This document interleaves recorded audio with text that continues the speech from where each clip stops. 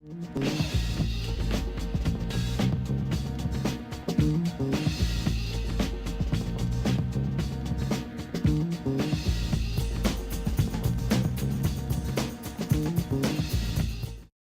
we get started, Jae-Jun is our Berkeley City College Veterans President. He'd like to say a few words.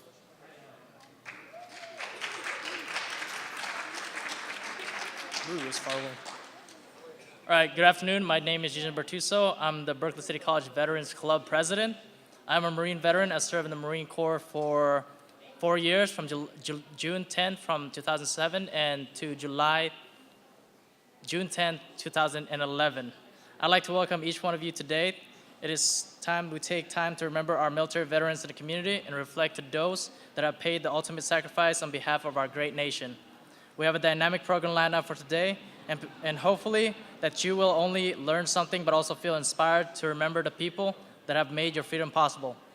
Before we begin, I'd also like to thank the President and Vice President of this school for their support with the veterans issues, and especially to Jennifer Lenahan and Amy Herrera that go above and beyond their job descriptions to support veterans and here at BCC with various needs. We could not have the things we have without the support we have from them. And like Douglas Beck. He didn't have that now. Thanks, Jae-Jun. I'm next going to introduce David Fuentes. David is son of a veteran, but not the son of a U.S. military veteran. His father served in the military in El Salvador, and David decided to join our organization to show his support for his for veterans of our country. And the cool thing is that David actually aspires to eventually become a military officer, and he's starting his education process here at Berkeley City College.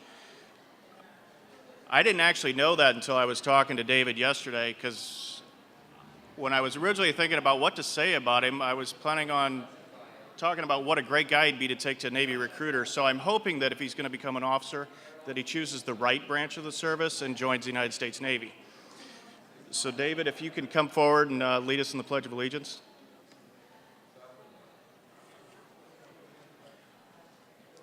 All right, hello. Ladies and gentlemen, if you could please stand, I'd like to lead you in the Pledge of Allegiance. All right. I pledge allegiance to the flag of the United States of America and to the republic for which it stands, one nation, under God, indivisible, with liberty and justice for all. Yeah, thank you.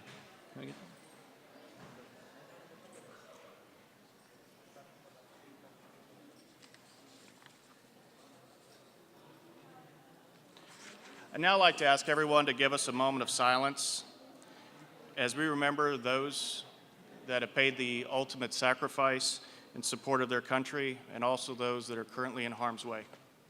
Will we please have a moment of silence?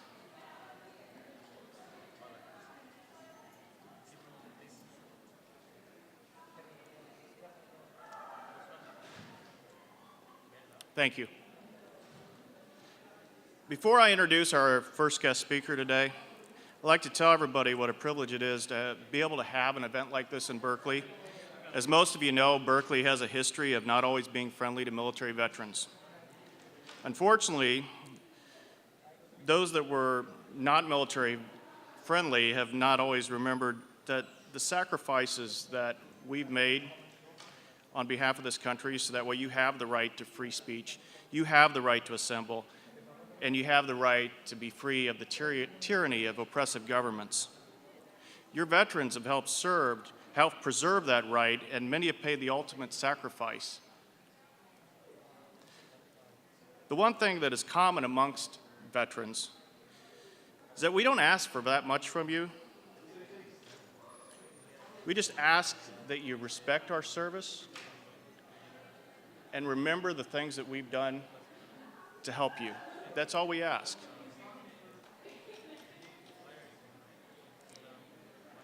Many of our folks have died,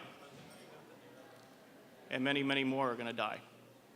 And I think that's really important to remember.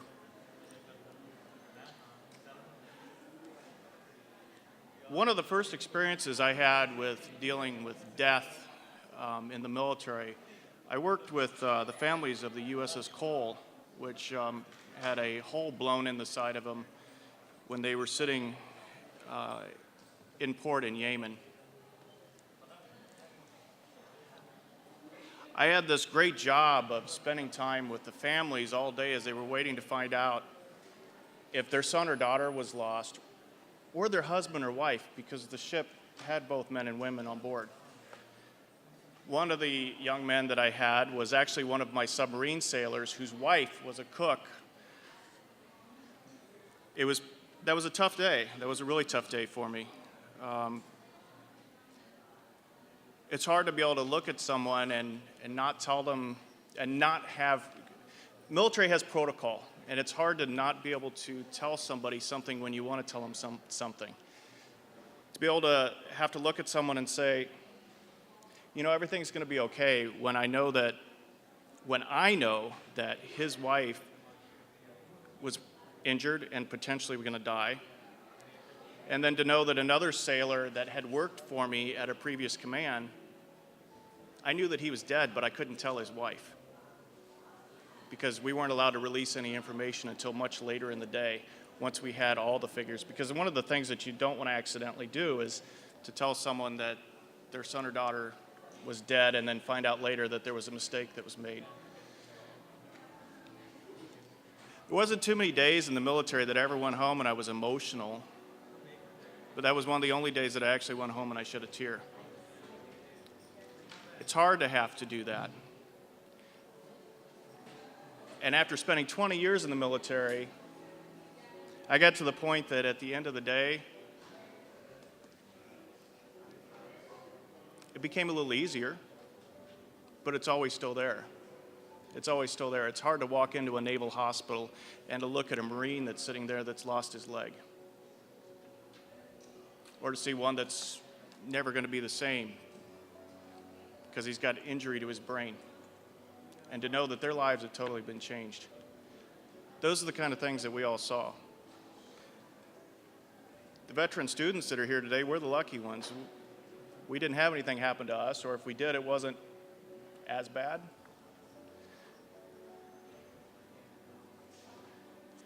So we just ask that you remember these folks. Remember these folks.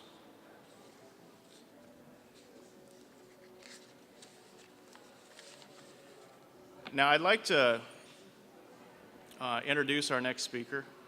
Our next speaker rose through the ranks to become a first sergeant in the Marine Corps. As a first sergeant, he was a proven Marine leader, and he led troops for our country on the ground in Iraq. He is now a student here at Berkeley City College, and I know he is offering guidance to some of our younger students around here, which is one of the great things about veteran students, because we come in with a bit of leadership, because we're a little bit more seasoned and we're a little bit older when we come here. And with my interactions so far with Scott, I know that he's offering a lot to the school. So I'd now like to ask you to give a warm welcome to fellow Berkeley City College student, First Sergeant Scott Carrillo, United States Marine Corps, retired.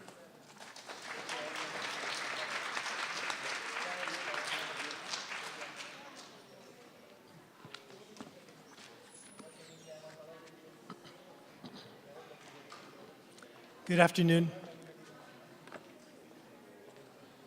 I'd like to acknowledge and thank you specifically the veterans representatives, Jennifer and Amy, for taking such good care of us as veterans. I'm astounded at the warmth and hospitality that Berkeley City College has rendered its veterans in just my short stay here. When the Continental Congress authorized the building of the military in 1775, the first enlistment oath was published. 1 year later, in September 1776, it was drafted to the following: I swear to be true to the United States of America and to serve them honestly and faithfully against all enemies, oppressors whatsoever, and to observe and to obey the orders of the Continental Congress and the orders of the generals and officers set over me by them. Today's oath isn't much different from that from Oath 1776, and it reads as such. I, Scott D. Carrillo, do solemnly swear that I will support and defend the Constitution of the United States against all enemies, foreign and domestic, that I will bear true faith and allegiance to the same, and that I will obey the orders of the President of the United States and the orders of the officers appointed over me, according to regulations and to the Uniform Code of Military Justice, so help me God. For the 24 years of my service and living up to those words, I had the distinct honor of serving among the finest men and women of the X, Y, and Millennium generations, unknown to many Americans. I say unknown because less than 1% of the American population serves in today's military, which is stunning for a nation well over 300 million. That 1% effectively shields this nation from foreign enemies and protects our vital overseas interests, ranging from embassies to pursuing terrorists in whatever godforsaken place they reside, train, or occupy. Most importantly, though, that 1% reflects the caliber and strength of what a republic can produce. And backed with technology and industrial might, they carry out their mission with generally unreported determination and commitment to the virtues and values of America and what we were founded upon since 1775 and continues to this day. I know that 11 September 2001 and the recent 11 September 2012 attack in Benghazi has receded from memories, but it shouldn't. There will always be bad people on this planet who reject the experiment that democracy is and what a republic stands for. And for that, this nation fortunately breeds a certain person who makes a decision to give up a part of his or her life with a strong possibility of death or disfigurement for the cause of your liberty. Berkeley City College, this city, this state, this nation would be a far different design if people such as the veterans before us who stood earlier and the men and women currently on duty in far and distant lands did not heed that call. And when I use the word call, it comes in different forms. When I was living in Berkeley in the late 70s and not in a position to afford college, I joined the Marines solely to do my 6-year tour, get out, and use the GI Bill and go from there. And that's what I did. But after attaining the Bachelor's of Arts in History at the Holy Names University, and what the Marines endowed upon me, my eyes were opened to the concept of sacrifice and devotion. And with such people, I re-enlisted, was called to war twice, served 2 tours in Iraq, and I'm proud to say that I was among a band of brothers who freed 50 million people from the clutches of the Taliban, Al-Qaeda, and Saddam Hussein. Let me re-emphasize those numbers, 50 million people.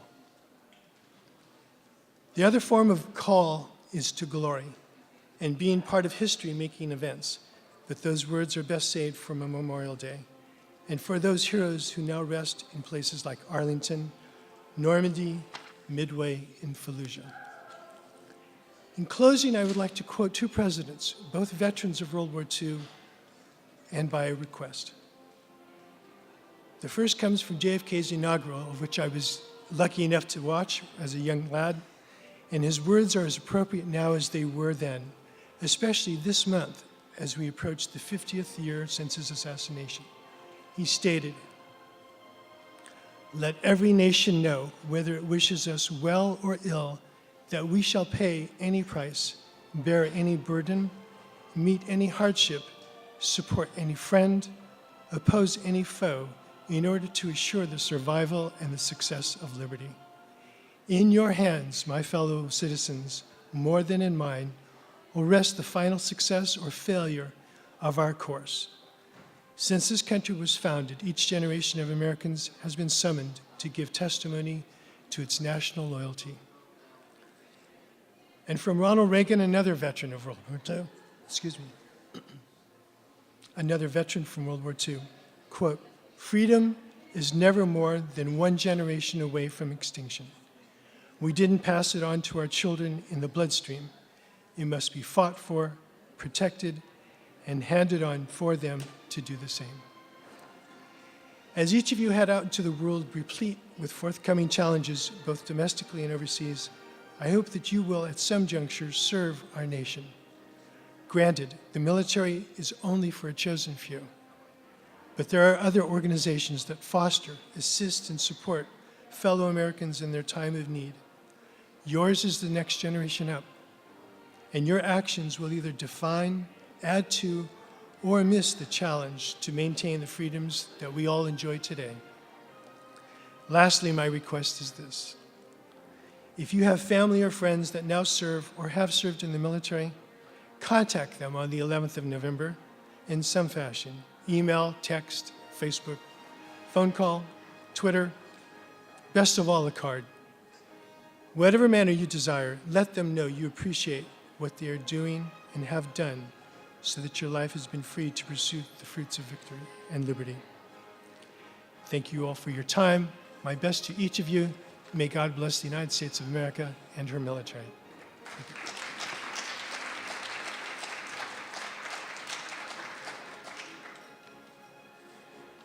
Thanks a lot for that, Scott.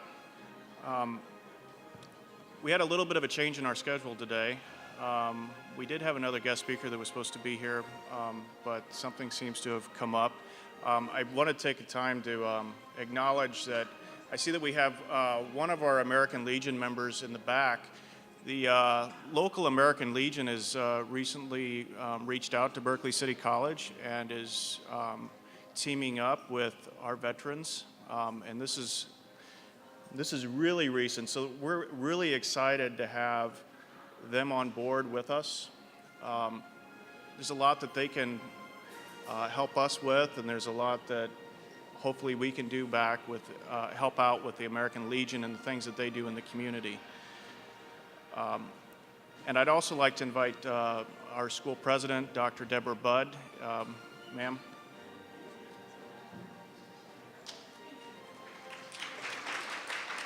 Thank you. And thank you all very much for coming today and to our veterans for serving. You know, I go to a lot of events on this campus, and I remember attending this last year and I teared up. I mean, it really is an emotional time, and we are very proud of the veterans, and we are really proud that we have more and more veteran students attending Berkeley City College. I want to thank Amy, and I particularly want to thank Jennifer Lenahan for being there for the students. We are identifying a space for the veterans. We thought we'd have it earlier this fall. We will have that in the spring for you. But I want to share a little story that I've never shared before. What's the Marine saying? Leave no one behind? Is that it? Some of you know that in 2011, 2.5 years ago, I was climbing Mount Whitney, and I got acute mountain sickness. It's a 22-mile hike. Tried to do it in one day, and at 20 miles, I passed out. It was just my son and daughter with me, and my niece. So my daughter ran down the hill to call 911. My son laid with me. It was at 7:30 at night after we had started at 2 in the morning. And about a half hour later, a Marine came by. And he tried to carry me down the hill like my son had, and I was just too, all my muscles were a mess because all my electrolytes were gone. But the search and rescue did not come until 10:30 that night, and the Marine stayed by my son's side the entire time. So when I told that story, someone said, well, that's what they do, leave no one behind. And that, as a president, and I know our faculty and staff want to make sure we don't leave anyone behind as students. So I will definitely think of all of you on the 11th, and thank you.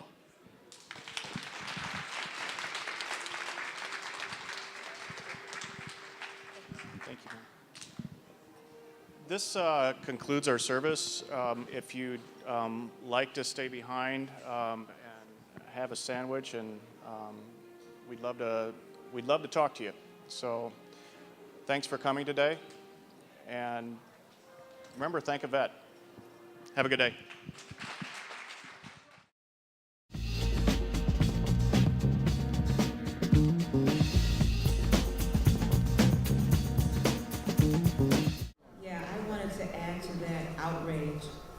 a part of it is people really don't know. They seriously don't know what's happening. And I gotta be an echo, you know, to say that we really have to get the word out there. We gotta make it known to people of what's happening these days. And because one thing about it, my brother is someone's son, someone's uncle, someone's brother, someone's nephew.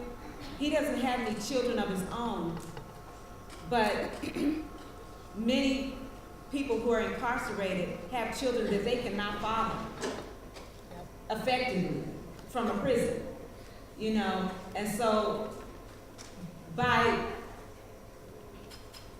them not being able to do that, it brings such, I'm enraged right now, just thinking of the fact that those people do not have that opportunity to be effective family, an effective family member. So we have to educate, educate, educate, and educate. Sound like a broken record. I just wanted to say that.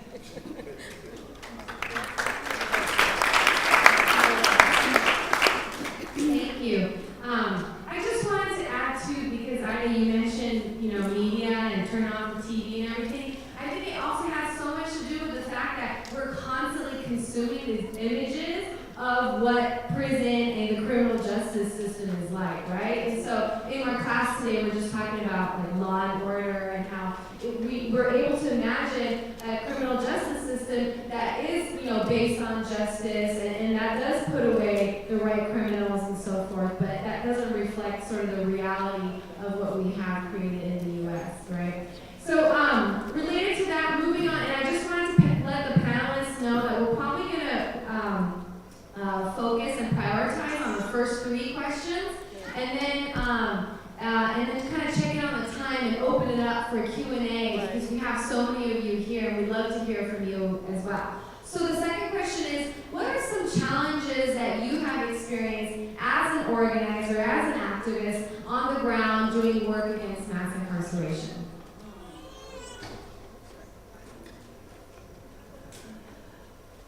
This answers part of it, okay? What I've noticed is 150 the hall, half of the women, the girls that come in there are victims of trauma. They realize they were down.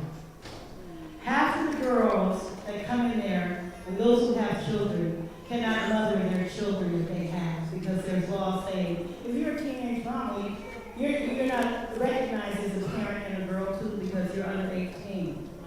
What I recognize is that the people in 150 Hall down there are extremely abusive to our children. My son was sprayed with pepper spray because he refused to give me information, and they went around barking while he was blind and couldn't see. And right here in Oakland, nobody gives a damn about what's happening to our kids right here. Again, especially our girls. We have people in front of these foster homes. This is challenging to me because the health and well-being of our children is crucial, and especially our girls.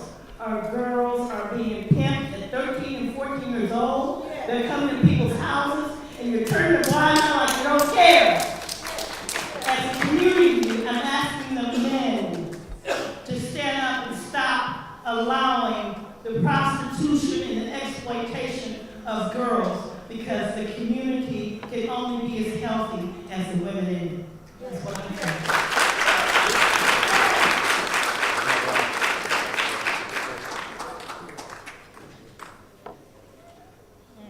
The only challenge that I would really have against the only challenge that I've ever experienced while doing my work with mass incarceration is that when I go up to these schools and I tell these people that about my organization and the campaign we're trying to do is to better our school system.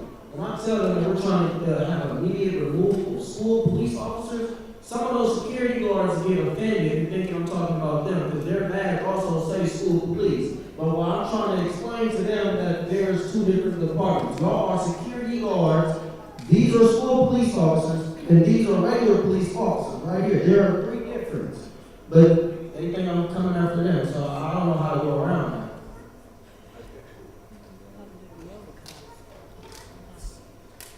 Yeah, I think the challenge is mass incarceration. That's the biggest challenge there is.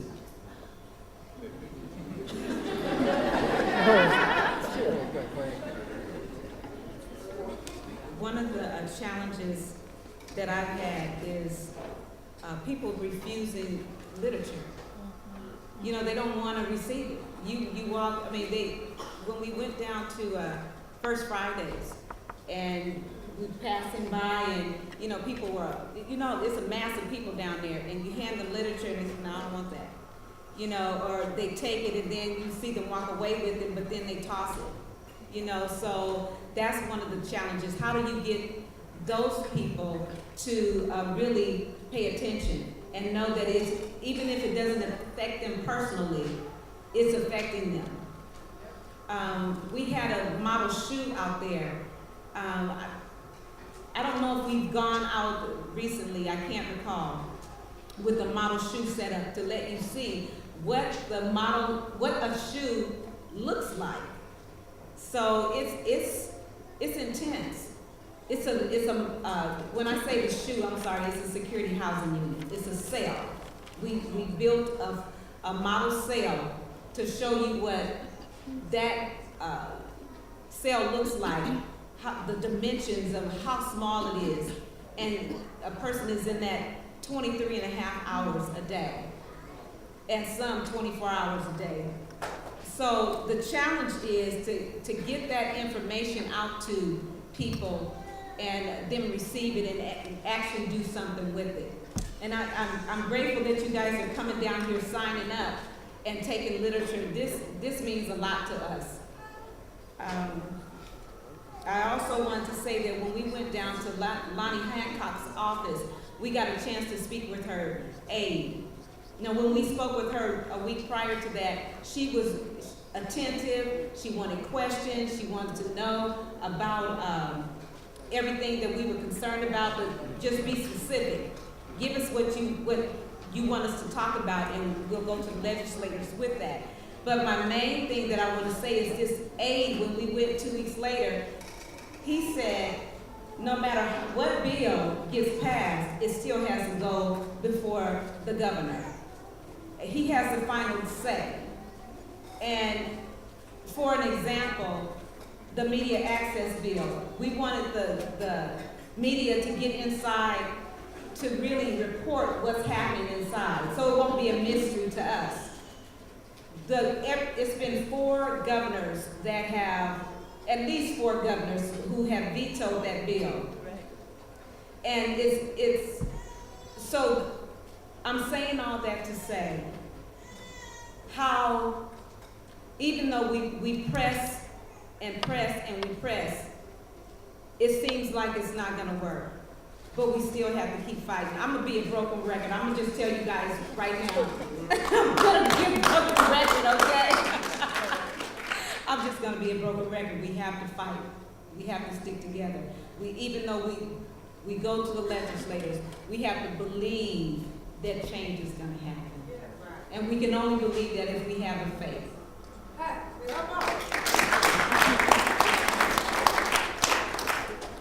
So, I think to me one of the biggest obstacles or challenges when you try to talk to people about the prison system is this thing that we've all heard a lot of, well, if you do the crime, you do the time. And people see it like the things that people go to prison for as primarily a personal choice.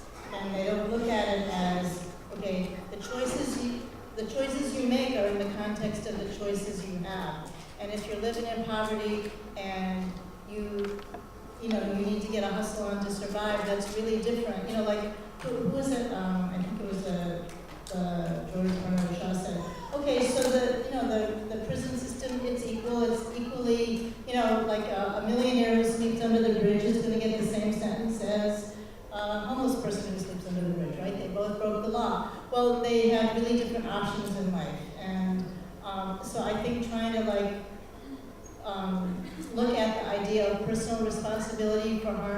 do to somebody else in the context of a very unequal society, system out there. So I think one thing about trying to dismantle the prison system or the PIC as we see it is I think we have to go after the things that feed the prison system.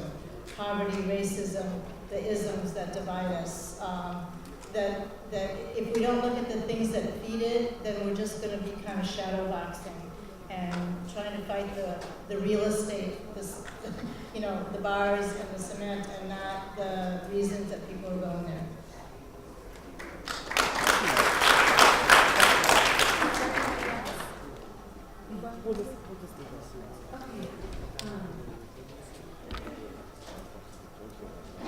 Okay, I think we'll do one more question and then we'll open it up to Q&A, okay? So the third question is, what will it take to dismantle the prison industrial complex?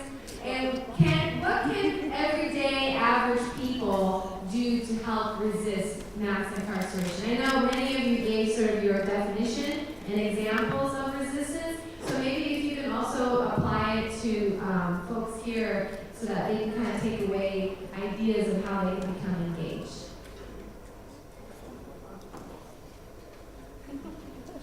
Well, thanks very much. I think that's a great question, right? So for me as a Tongan American sitting here, working with Pacific Islander, Native Hawaiian, Pacific Islander brothers and sisters in prison, as I mentioned, according to the newest studies that have recently come out with the recent census, we have one of the highest arrest rates and also one of the highest incarceration rates here in the Bay Area, but also in the state of California. When we talk about Pacific Islanders, and the question is connecting, I'm sorry, I have so much in my mind. Is it the last one? It's the third one, The third yeah, one. dismantling, but Oh, no. The dismantling, perhaps I will go with one, just to start to answer that question perhaps, and to unlayer it and some of the work that our organization has done, is really agreeing with the brothers and sisters here that for us as Native Hawaiian Pacific Islanders, the silence in so many ways when we talk about incarceration, it really comes from, when we talk about incarceration, I have to state that incarceration began with European colonization, right? Because that's why we left our island homelands to come to America, to a land that's not ours, and as settlers of this land, because of U.S. and Western colonization. To tell a really fast story, in the 19th century, when the Methodist Church came to Tonga, one of the things that the missionaries did is they took our Tongan gods and they imprisoned them, right? It's at that moment, they actually held them hostage. One of the things that they did is they said that they would burn these gods and goddesses, which is really important to add. If the Tongan chiefs and the Tongan people, especially this particular part of Tonga, which is my family's, did not become Christians. And they were given a couple of days, and if they would not become Christians, then they would save these gods, so to speak, because the people had acquiesced, right? So of course, with the guns at this time in Tonga, with colonization happening all over the Pacific in Hawaii, also of our brothers and sisters in Samoa, throughout the Pacific, our Tongan chiefs believed that that was the only choice that they had, was to acquiesce and to join Christianity. And even with them joining Christianity and forgetting our own gods, forgetting the things that made us powerful, denying it, was our moment it was at that moment too that the missionaries still, because they wanted to symbolize, they wanted the people to remember, they still slaughtered the people. There were 150 people, according to historians, that were killed. And also they still burned the gods and the goddesses to symbolize that you are totally inconsequential, you are nothing under white supremacy and Western colonization. So when we talk, for me, we in Pacific Islanders have one of the highest arrest rates, highest incarceration rates here in the US. Even when we talk, for me, the issue is also transnational.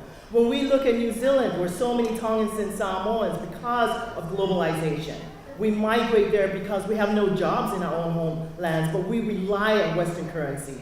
Many of us migrate to new diasporas like New Zealand, Australia.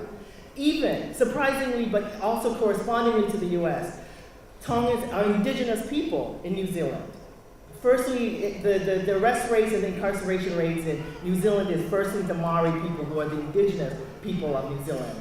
Second, head-to-head, Tongans and Samoans, right? Same thing is happening also in Australia. In Australia, where many of our people are too. Harrison and I are people.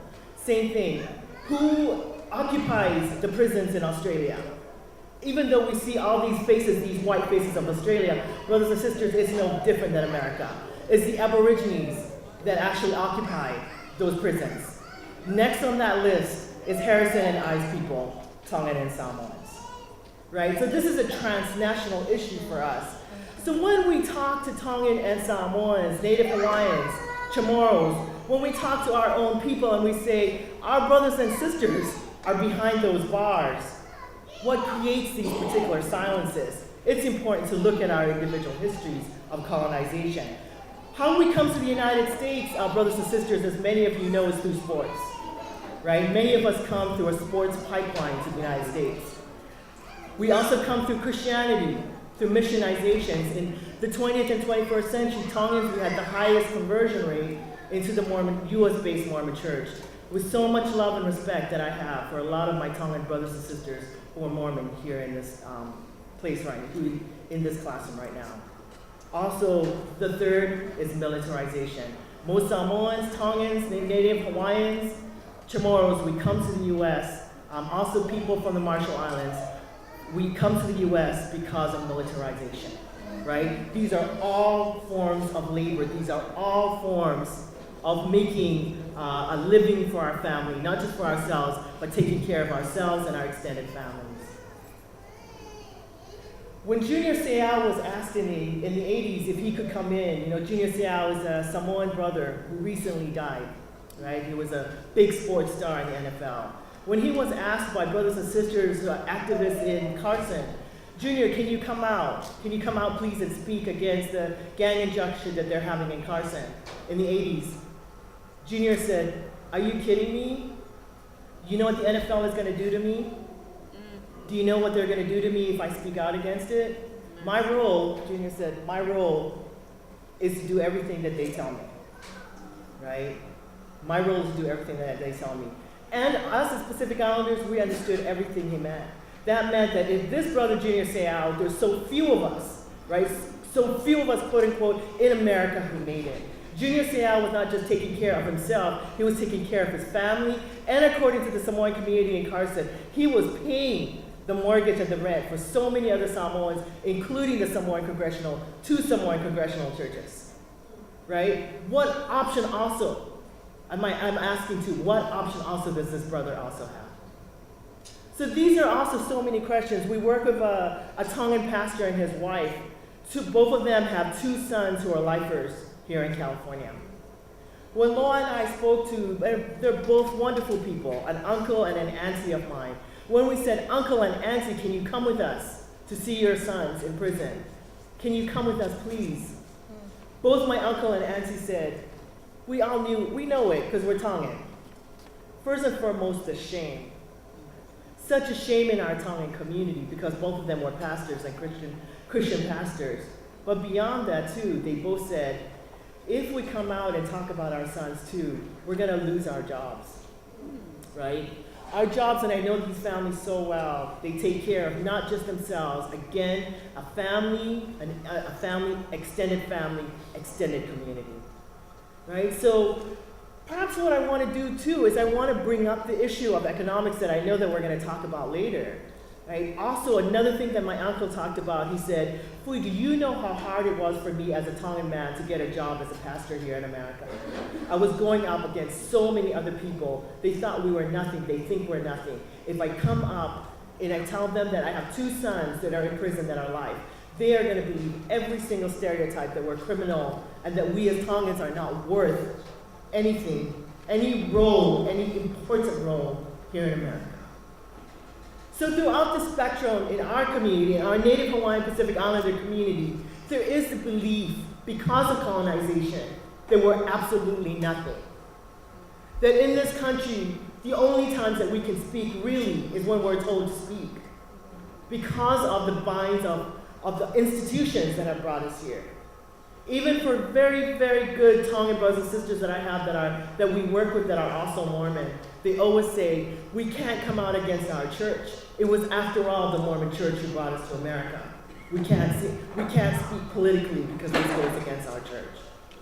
Right? So perhaps then, going back to that first question that we were asked, how then do we create a mass movement, right, for incarceration? Against mass incarceration, here in America.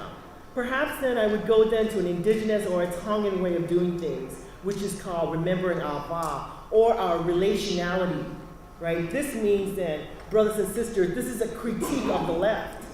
That this can't be only a few people, meaning like, many times here in America, what I've seen is that activists are only particular kinds of people. It's them, their friends, right? You see them. Activists are a particular kind of people.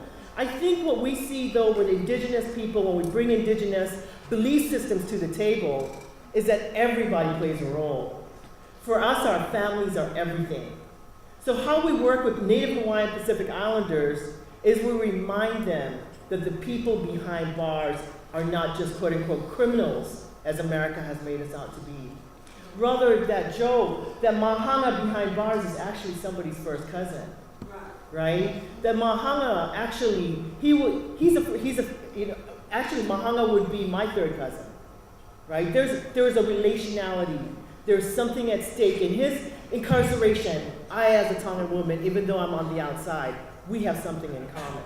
When we met the Tongan sisters and the Samoan sisters in Chowchilla, for many of them, they said their families have no longer remembered them because of the great shame, have abandoned them, no longer ever want to see them again for the rest of their lives. In fact, one father wrote to a daughter recently too and said, take your name, you can no longer use our family name, do not use it. However, when we set it up like this, the Ellie is someone's, in different conversations, usually on a one-on-one, right? This person, there's a relationality, there's a blood here. This is the work also that we learned from many gay and lesbian Pacific Islander activists too, that in that marginalization, reminding someone that there's a blood there, right? That we shared the same breath at one time because of our kinship. This is usually how we bring people to the table.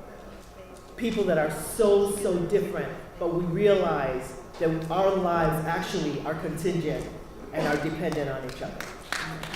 And you definitely can't work with reentry population unless you're like addressing mental health issues, dual diagnosed, usually related to drugs, prior to or ongoing, right? And so, a lot of homeless individuals dealing with incarcerated because the shaming process with family members not wanting to deal with them, the probation process where if you parole back to your home, you're basically inviting the parole officer to raid your house, right? Family members who have never been arrested can get their house searched and their person searched because their loved one lives there. So the option that's left for that person, if they want to relieve their family member of that, is to be homeless, right? And so then you create this cycle of homelessness and incarceration and recidivism. So like the whole parole process is a trap in itself, and I've always thought that is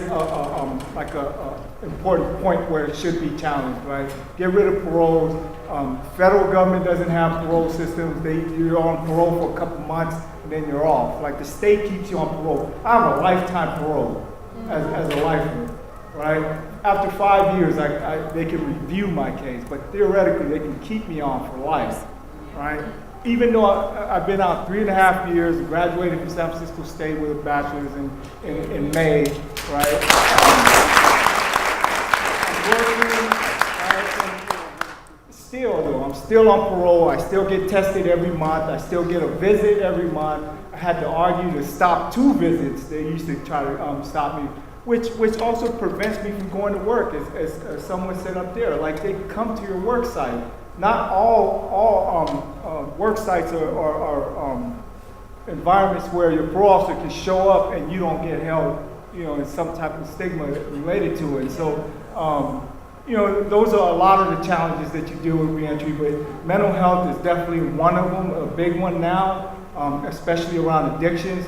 Like they say, most crimes are drug related, even crimes that don't involve drugs, but the robbery resulted in someone trying to get drug money, right? So it's drug related something. The burglary is related to someone trying to get money for drugs. And so, you can't get around issues of mental health, dual diagnosed patients.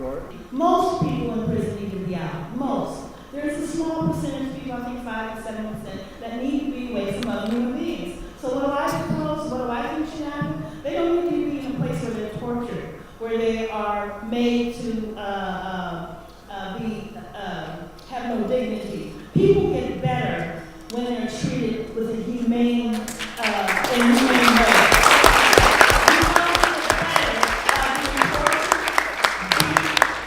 Abused, kicked, called names, sexually assaulted. Those are the things that go in prisons. And prisons is no place for healing. If you don't have a mental health problem, you'll probably have one by the time you get out of there.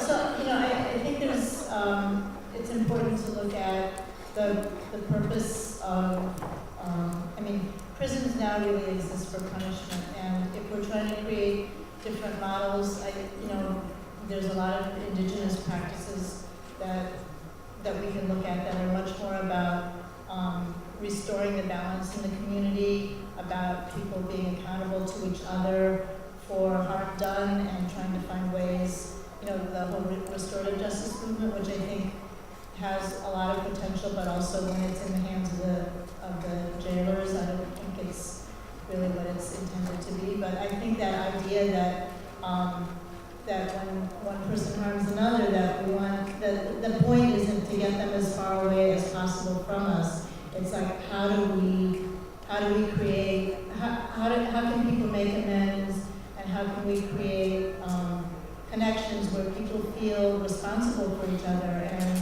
accountable to each other, but you do it in a community and not mediated by a judge and a lawyer and people who don't know you, don't have any sense of who you are or why you might have done what you did.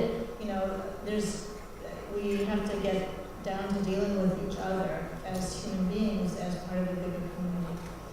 I just wanted to tell this was a powerful panel, and going back to the question of challenges of this powerful work that we all do. Just seeing the visual that this is said that we'll all walk to Sacramento. How do we gain that, the dominoes, if I should say, on the consciousness level of how that there is a prison industrial complex, that there is a pipeline from school to prison. Some folks don't even know. How do we gain that power? That's about the question. I like that because I was asked a question yesterday about the young man who was killed by the police in Santa Rosa, right? Yeah. Andy, he said, what do I think on that? I said, that was fucked up. He shot the boy 7 times when he was on the floor, I guess 10. And he said, well, there shouldn't be no kid walking around with a toy gun. I said, come on, it gets deep that those airsoft BB guns in that field was popular in Santa Rosa. The police knew that. So that officer already had a background. But I told him all that, and he's like, that's right, Mike. That's, I didn't know that. So it's us to start telling them about this. And like the curfews, the gang injunctions, the stop and frisk, a lot of folks don't know about the real details we'll get into it. That folks, if you look suspect, they can stop and frisk you. But come on, we all suspects to them when we're in the neighborhood. But I started just lacing them up. I was talking to them, some of them getting hard-headed, they're still out there, so it's just keep talking to them. That seed's gonna hit them when they get stopped in frisk, or they get placed on a gang injunction, or they get put over a curfew, and then they're gonna just get sick of it. But you know, I just keep enforcing it on them and showing them the work that we're trying to do. But if the whole neighborhood came together, man, it would be tight, boy. I just hope for that day to come. It's coming though. It's coming because I've seen a lot. You know, not this Occupy stuff. You know, that's something different. Fools just busting shit up. But folks just actually really protesting. Because when folks bust that shit up, it's some little white anarchist kids, and we're the ones getting arrested and beat them.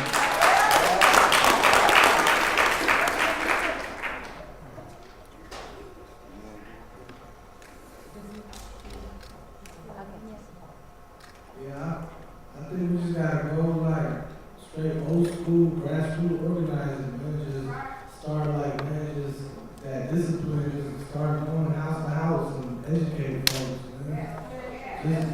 Just how like our elders in here did it back in their day.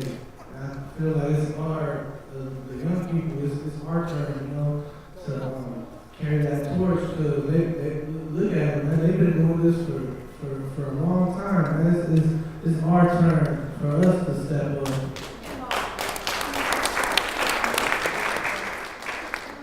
I was just telling my husband this morning that we need to go house to house. You know how they do the census? Yes.